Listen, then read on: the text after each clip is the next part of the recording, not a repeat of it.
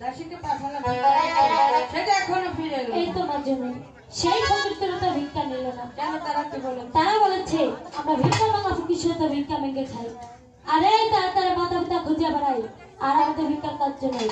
যদি নিত্য আমার সঙ্গে দেখা তাহলে বলাকে বনে ফকির ওই বনেই চলে যায়। বলে দাসী তাদের কি রূপ আর কি কাজ তা কিছু বলতে পারো? আমি বলছি আপনি শুনুন।